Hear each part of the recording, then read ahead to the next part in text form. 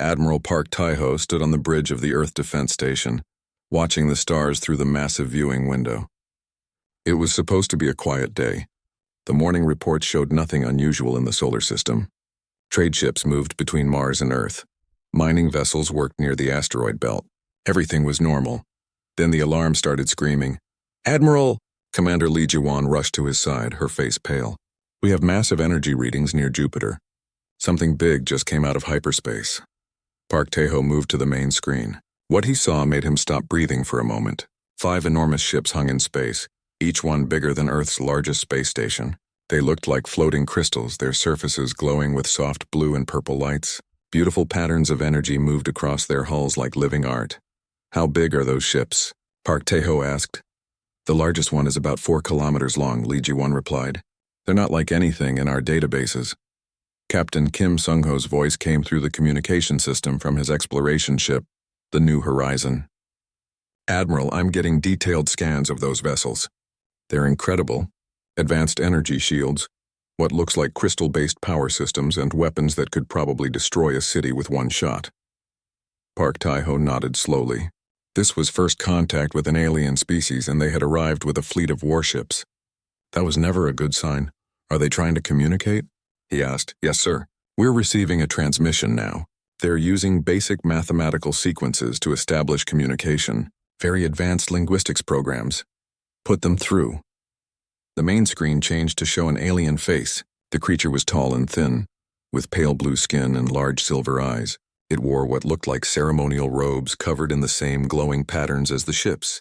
When it spoke, the translation system converted its words into perfect Korean.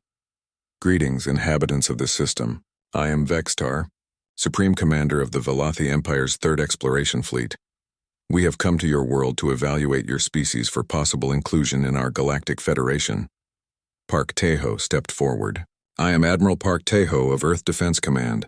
Welcome to our solar system, Commander Vextar." Vextar's expression showed what looked like amusement. "Your defense command? How interesting. We were not expecting any significant military presence from a species at your development level." "What do you mean by our development level?" Park Tae-ho asked carefully. "Our sensors have analyzed your technology. You still use primitive fusion drives and basic energy weapons. Your ships are crude metal constructions with no artistic beauty. We estimate your civilization is perhaps 300 years behind ours in advancement." Kim Sung-ho's voice came through a private channel. "Admiral, these aliens seem very confident. Maybe too confident. Their ships are beautiful, but I'm seeing some interesting design choices. Everything seems built for show rather than practical combat." Park Tae-ho kept his face neutral. "Commander Vextar, what exactly does evaluation for your Federation involve?" "We will examine your culture, technology, and military capabilities. If you meet our standards, you may join our empire as a protected world. Your people will benefit from our advanced knowledge and peaceful rule. And if we don't meet your standards?" Vextar's smile became less friendly. "Then we will determine the best way to manage your world for the benefit of galactic civilization. But do not worry. The Velothi Empire is known for our mercy and wisdom." Lee Ji-won moved closer to Park Tae-ho and whispered, "Sir, they're scanning our orbital defense platforms and the ships in dock, but their scans are very basic. They're not detecting our stealth ships or hidden weapon systems." Park Tae-ho thought quickly. The aliens clearly expected humanity to be impressed and frightened by their advanced ships. They were giving Earth an ultimatum disguised as a generous offer, but they seemed to know very little about actual human military capabilities. "Commander Vextar, your ships are indeed impressive. We would be honored to learn more about your empire and discuss possible cooperation between our peoples." "Excellent. We will send a shuttle to collect a diplomatic team from your world. You will tour our flagship and see the glory of Velothi civilization. This will help you understand the benefits of joining our empire. We accept your invitation. When would you like to meet?" "In 6 of your hours. Prepare your best representatives. They will witness technology beyond their current understanding." Vextar's image disappeared from the screen. Lee Ji-won looked worried. "Admiral, this feels like a trap. They want to show off their advanced technology to intimidate us into surrendering without a fight." "That's exactly what they're doing," Park Tae-ho agreed. "But it also gives us an opportunity. We can learn about their capabilities while they underestimate ours." Kim Sung-ho's voice came through again. Sir, I've completed my analysis of their fleet. These ships are definitely advanced, but they have some serious weaknesses. Their shield systems are powerful but focused on energy defense. They might be vulnerable to kinetic weapons, and their ship designs prioritize aesthetics over practical defense. What do you mean? Look at the way they're positioned. Perfect geometric formation, all ships visible to each other, maximum visual impact. But terrible tactical positioning. No overlapping fields of fire, no defensive depth. They're arranged to look impressive, not to fight effectively. Park Tae-ho smiled grimly. Humans had learned warfare through centuries of brutal conflict. Every ship design, every weapon system, every tactical doctrine had been tested in actual combat.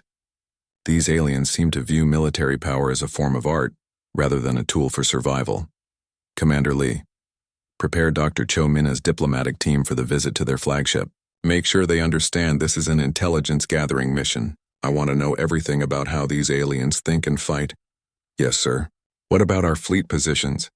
Keep everything normal. Let them think we only have the ships they can see. Don't activate any stealth systems or hidden weapons. We want them to stay confident and careless, Lee Ji-won nodded. Should we alert Earth Command about the situation? Already done. General Bae Min-sik is mobilizing the Deep Strike Fleet, but they'll stay hidden beyond Pluto. If these aliens decide diplomacy isn't working, we'll be ready for them. Park Tae-ho looked back at the alien ships on the screen. They really were beautiful, like floating works of art. But in his experience, the most dangerous weapons were often the ones that didn't look threatening. Humanity had learned long ago that survival mattered more than appearance. The next few hours would determine whether Earth faced peaceful contact or interstellar war. Either way, these aliens were about to learn that humans could be full of surprises. Dr. Cho Minha felt her stomach twist as the alien shuttle carried her team toward the massive Velothi flagship. Through the transparent walls of the craft, she could see the enormous crystal ship growing larger. Patterns of blue and gold light moved across its surface like slow lightning. Remember, she whispered to her team, we're here to learn everything we can about their technology and culture. Act impressed, but keep your eyes open. Engineer Nam Ji-hoon nodded, checking his hidden recording devices. Dr. Yoon Soo-young adjusted her translation equipment. Both scientists looked nervous but determined. The shuttle docked with a soft chime. The doors opened to reveal a corridor that looked like the inside of a giant gemstone. Crystalline walls curved overhead, glowing with soft colors that seemed to respond to their footsteps. A tall alien waited for them. She had the same pale blue skin and silver eyes as Vextar, but her robes were even more elaborate, covered in moving patterns that shifted like liquid metal. Welcome aboard the Eternal Grace, she said with a graceful bow. I am Kelnara, first speaker of this vessel. We are honored to host the first humans aboard a Velothi ship. The honor is ours, Dr. Cho replied, bowing in return. Your ship is magnificent. We've never seen anything like it. Kelnara smiled, clearly pleased by the compliment. Come, let me show you the wonders of our civilization. You will understand why so many species have begged to join our empire. They walked through corridors that curved and twisted like the inside of a seashell. Everything was smooth and organic, with no sharp edges or obvious mechanical parts. The walls themselves seemed to be alive, glowing brighter as they passed. Our ships are grown, not built, Kelnara explained. We use crystal matrices that respond to our mental commands. Every surface, every system is part of a living network that thinks and adapts. Nam Ji-hoon stared at the walls with professional interest. How do you control such complex systems? Through harmony, Kelnara replied. Our people train for decades to mentally bond with our ships. The vessel and crew become one organism, working in perfect coordination. They entered a vast chamber that took Dr. Cho's breath away. It was like standing inside a cathedral made of light. Hundreds of Velothi crew members moved between floating control surfaces, their hands dancing over displays that responded to touch and thought. This is our command center, Kelnara said proudly. From here we coordinate the movements of our entire fleet. Watch, she gestured, and the walls became transparent. Outside, Dr. Cho could see the other 4 Velothi ships moving in a complex dance, their formations shifting like a cosmic ballet. Energy flowed between the vessels, creating patterns of incredible beauty. Your fleet moves as one organism, Dr. Yoon observed. Exactly. This is how the Velothi have conquered 17 star systems without losing a single ship. Our enemies see our fleets approaching and surrender immediately. They recognize the futility of fighting against such perfection. How do you actually fight? Nam Ji-hoon asked carefully. I mean, what happens if a species doesn't surrender? Kelnara looked surprised by the question. That is very rare.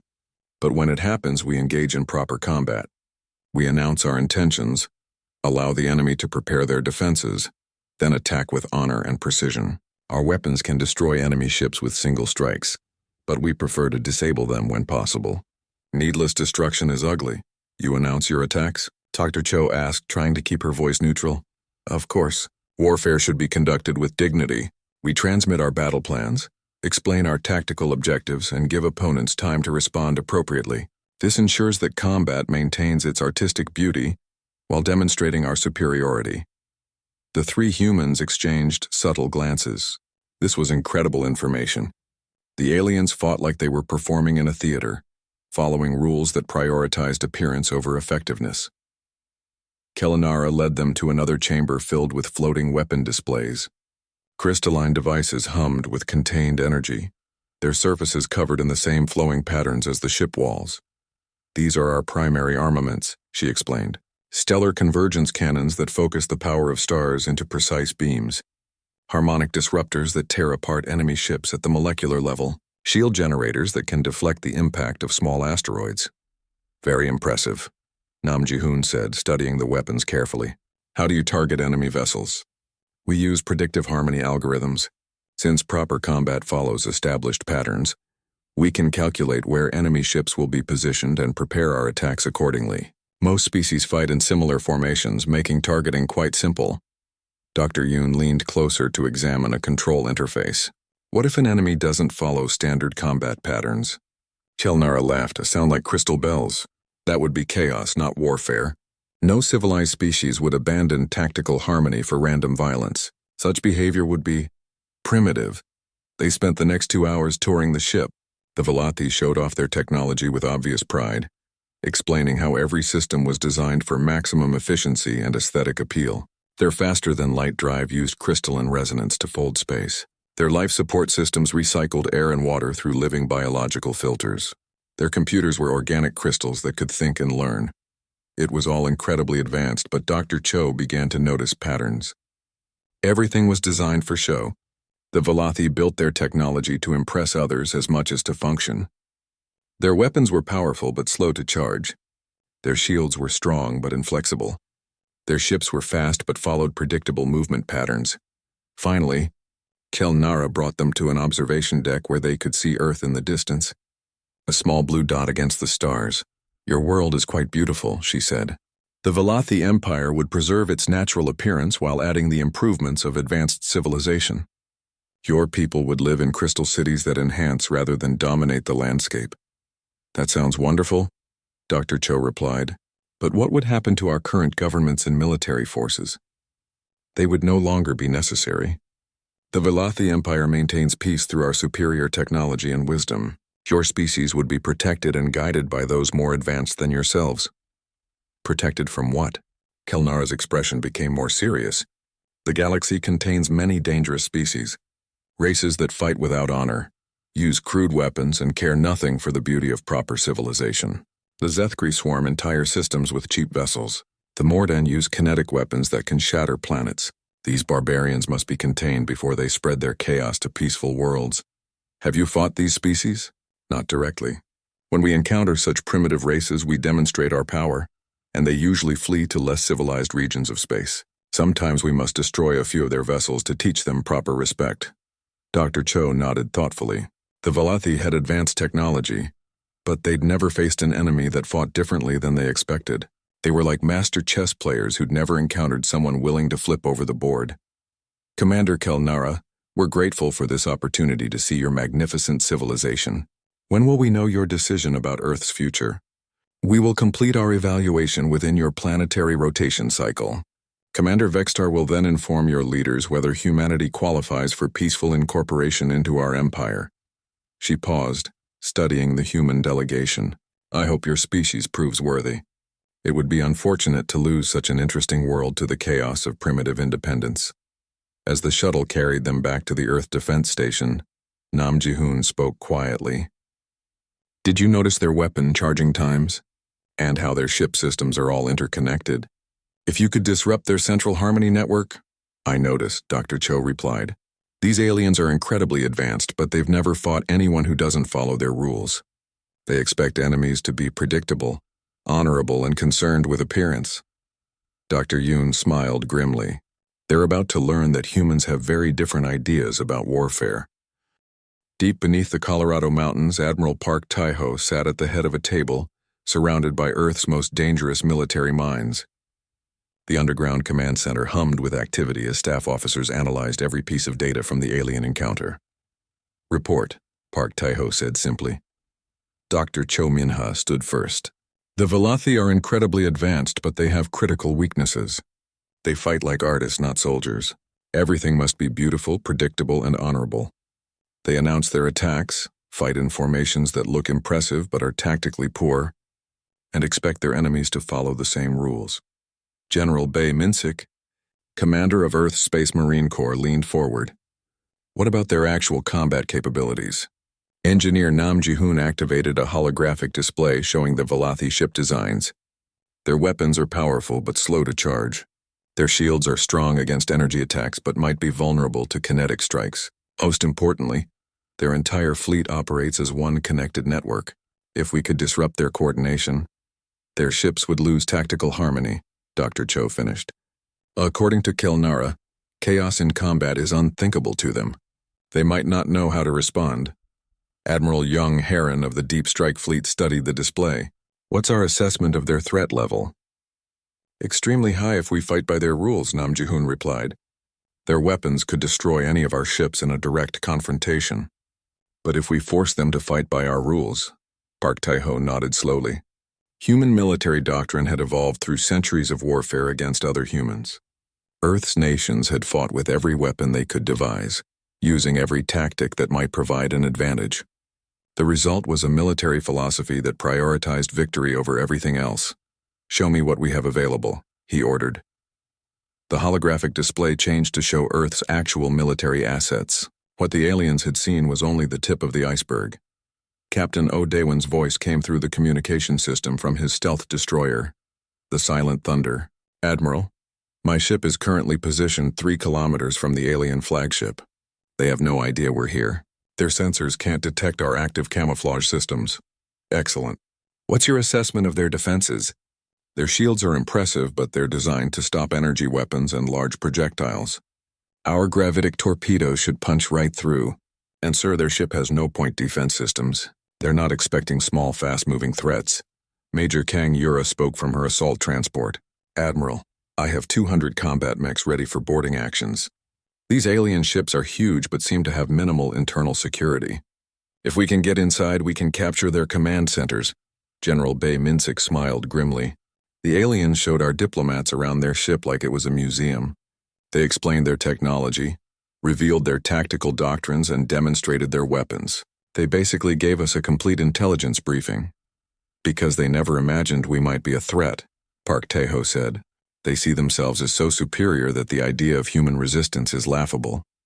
Dr. Shin Woo-jin, Earth's leading military psychologist, had been studying recordings of the alien communications. Their entire culture is based on the assumption that advanced civilizations fight in predictable, honorable ways. They've never encountered a species that developed warfare as a tool for survival rather than an art form. What's your recommendation, Doctor? Let them maintain their confidence. When they deliver their ultimatum, respond with apparent fear and desperation. Make them think they've won before the fighting starts. Then hit them with tactics they've never seen before. Admiral Jung Heron stood up.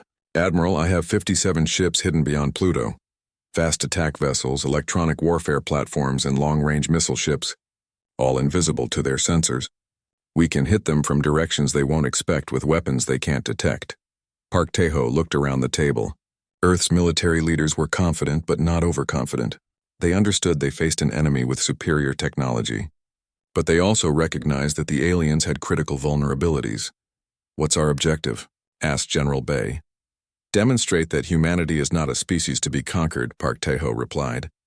We don't need to destroy their entire fleet. Just prove that attacking Earth would be extremely costly. These aliens seem to be logical. If they realize the price of conquest is too high, they might choose negotiation over warfare. Captain Kim Sung-ho's voice came through from the new horizon. Admiral, what if they decide to destroy Earth rather than risk a prolonged conflict? That's the risk we have to take. But based on their psychology, I don't think they will. The Velothi see themselves as civilized protectors of galactic order. Destroying an entire planet would contradict their self-image. Dr. Cho nodded. Kellanara specifically mentioned preserving Earth's natural beauty. They want to add us to their empire, not eliminate us. That gives us room to maneuver. All right, here's the plan, Park Tae-ho said. When they deliver their ultimatum, we'll respond with a small defensive fleet. Make it look like we're desperate but trying to protect our world. Use our oldest, most obvious ships. Let them think they're facing our full military strength. And when they attack? Admiral Young Heron asked. We show them what human warfare actually looks like. No announcements, no honor, no predictable formations. Hit fast, hit hard, and hit from everywhere at once. Use every advantage we have while they're still trying to figure out why we're not following their rules. Captain O'Daywin's voice crackled through the speakers.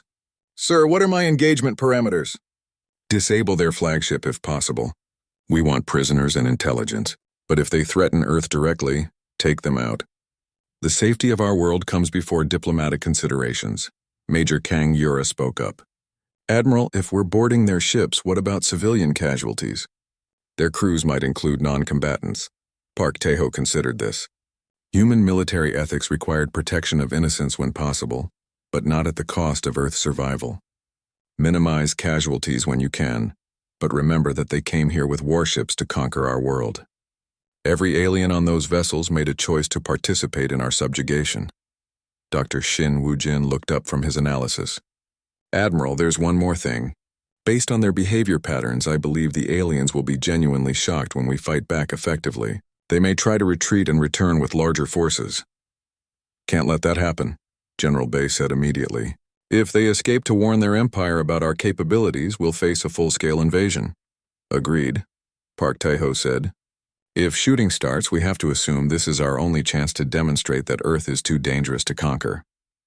We either convince them to leave us alone, or we ensure they can't report back to their superiors. The room fell quiet as the implications sank in. They were planning for a battle that would determine humanity's future among the stars. Win, and Earth might earn respect and independence. Lose, and their species would become servants in an alien empire. How long until their ultimatum expires? Park Tae-ho asked. 18 hours, Commander Lee Ji-won replied. Then we have 18 hours to prepare for the most important battle in human history. Let's make sure these aliens learn that humanity earned its place in the galaxy through strength, not beauty. As the meeting broke up and officers rushed to their commands, Park Tae-ho remained seated, staring at the holographic display of the solar system. Somewhere out there, 5 alien warships waited to deliver their judgment on humanity's fate. They had no idea what they were about to face. The deadline arrived with mechanical precision. Exactly 72 hours after first contact, Commander Vexitar's image appeared on screens throughout the solar system. People of Earth, his translated voice echoed across human space. Your evaluation period has concluded. We regret that humanity has failed to meet the standards required for peaceful integration into the Velothi Empire. Admiral Park Tae-ho stood on the bridge of the defense station, watching the alien fleet begin to move. The 5 crystalline ships shifted from their original positions, forming a perfect geometric pattern that looked like a work of art against the backdrop of stars. Your species shows promise, Vextar continued, but your primitive technology and chaotic social structures make you unsuitable for immediate citizenship. We will therefore establish a protection zone around your world and guide your development over the coming centuries. Translation? Commander Lee Ji-won whispered. They're going to conquer us and rule us like children, Park Tae-ho replied quietly. Then he activated the fleet communication channel. All ships, this is Admiral Park. Execute Plan Thunderstorm. Captain Ryu Jinwoo's voice came through from the lead human ship, Iron Resolve. Understood, Admiral. Beginning defensive deployment. On the main screen, Park Tae-ho watched 6 human vessels move into position between Earth and the approaching alien fleet. The ships looked crude compared to the elegant Velothi vessels. Gray metal boxes covered in sensor arrays and weapon mounts, with none of the flowing beauty of the crystal ships. The Velothi fleet approached in perfect formation, each ship maintaining exact distances and angles. Their movements were so coordinated they seemed choreographed. Energy began building in their weapons systems, creating beautiful patterns of light that announced their hostile intentions. "Admiral," Li Jiwan reported, "they're charging their main weapons but very slowly. It looks like they're giving us time to prepare our defenses." "Because that's how they think warfare should work," Park Taiho replied. "They announce their attacks and fight by rules everyone understands. They have no idea what's coming." Vextar's voice came through the communication system again. "Vessels of Earth, you are ordered to stand down and allow our fleet to establish orbital control of your world. Resistance will result in the destruction of your primitive craft." Captain Ryu Jinwoo responded on open channels, his voice carefully designed to sound desperate. "Alien ships, this is Captain Ryu of the Earth Defense Force. We cannot allow you to threaten our world. We will defend our people with our lives." "Your courage is admirable but pointless," Vextar replied. "Our weapons can destroy your entire fleet with minimal effort. Surrender now and your deaths will be quick." "Never," Ryu Jinwoo declared. "Earth will never bow to alien conquerors." The Velothi weapons reached full charge, their crystalline surfaces blazing with contained stellar energy. The alien ships moved into firing positions with graceful precision, each vessel taking its place in an attack formation that maximized both firepower and visual impact. "Vessels of Earth, prepare to witness the power of advanced civilization," Vextar announced. "We will demonstrate the futility of primitive resistance." The first Velothi ship fired, sending a concentrated beam of stellar energy toward the Iron Resolve. The beam moved in a perfect straight line, its path announced by the brilliant charging sequence.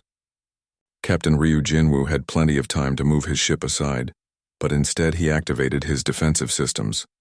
The energy beam struck barriers that sparked and failed under the tremendous power. Alarm screamed across the Iron Resolve as the ship shuddered under the impact. "Direct hit on the Iron Resolve," reported Captain O. Daewon from his hidden position aboard the Silent Thunder. "Captain Ryu's ship is damaged but functional. His armor held better than expected. Because human ships are built for war, not show," Park Taiho muttered. "Execute Phase 2. Suddenly, space around the Velothi fleet erupted in chaos. Ships that had been invisible appeared from nowhere, phasing out of stealth mode and opening fire simultaneously. The Silent Thunder materialized directly behind the Velothi flagship, launching gravitic torpedoes at point-blank range.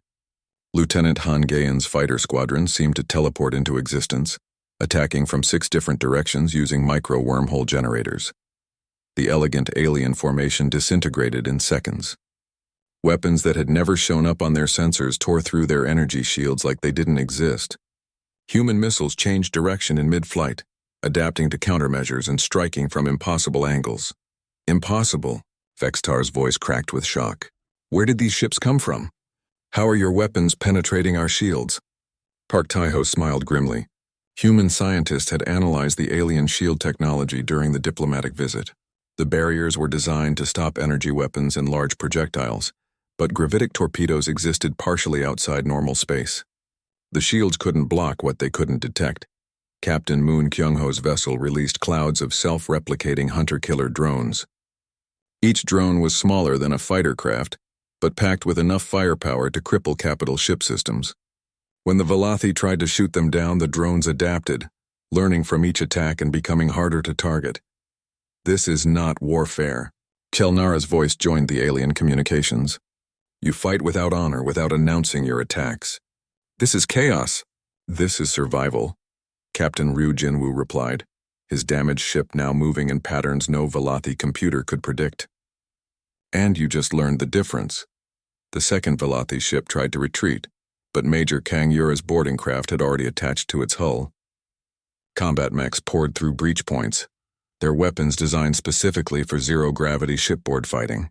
The aliens had no defense against enemies who could cut through bulkheads and attack from inside their own vessels. "Admiral," Daewon reported, "the flagship's command systems are failing. Their harmonic network is breaking down. Without coordination, their remaining ships can't maintain formation." Park Taiho watched the battle unfold on his screens. The beautiful Velothi fleet was scattered across space, individual ships fleeing in different directions while human vessels pursued them with relentless efficiency. No mercy, no honor, just the brutal mathematics of survival. Enough. Vextar's voice was now filled with something the humans had never heard from the aliens before. fear. "We surrender. Cease your attacks. All human ships hold fire," Park Tae-ho ordered. "But maintain targeting locks. If they try to run, stop them." The battle was over in less than 20 minutes. 3 Velothi ships were crippled and drifting. One had been completely destroyed when its power core overloaded. Only the flagship remained partially functional, and it was surrounded by human vessels that had appeared from seemingly empty space. "Commander Vextar," Park Tae-ho said, his voice carrying across all communication channels, "you came to our system to evaluate humanity for conquest. How do you assess us now?" There was a long silence before Vextar replied. When he spoke, his voice was quiet and filled with something that might have been respect. We did not understand. Your species fights like no civilization we have ever encountered.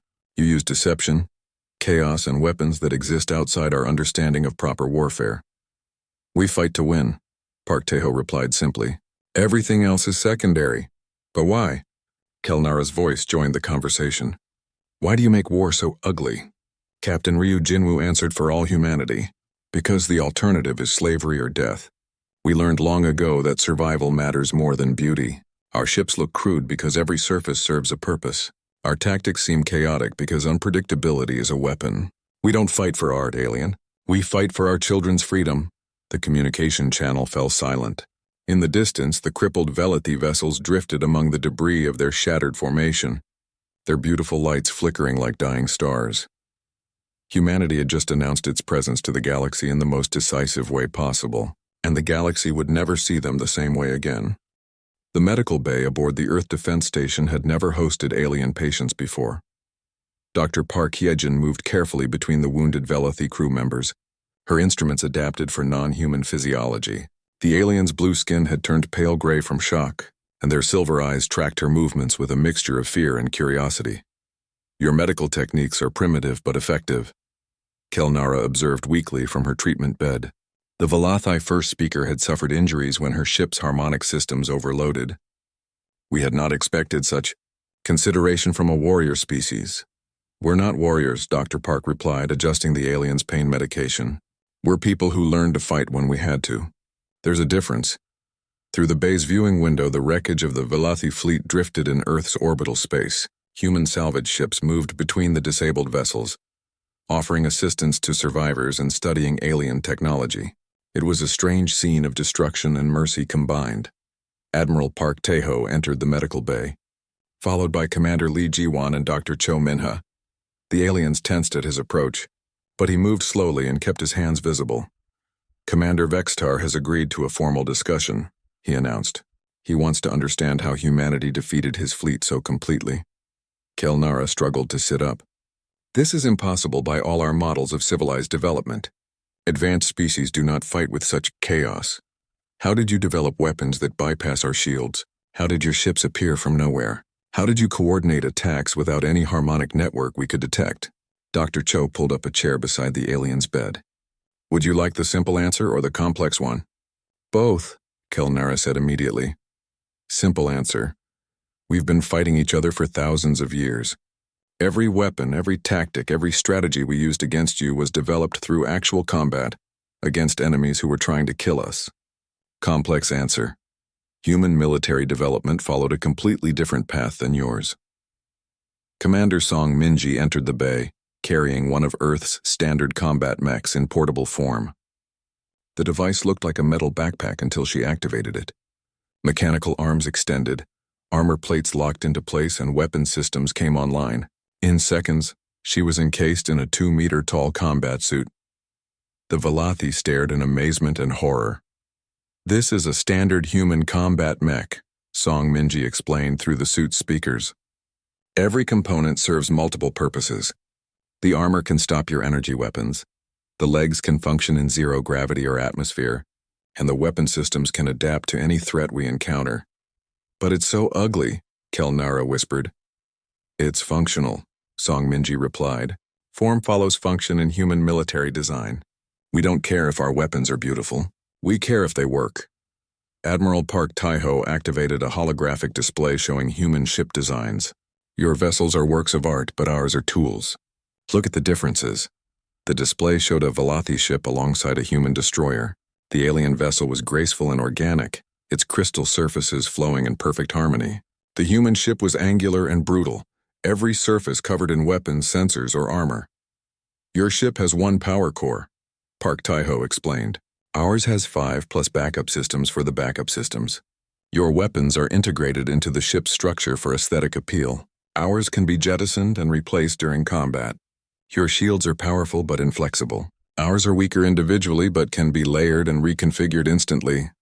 Vextar's voice came through the communication system.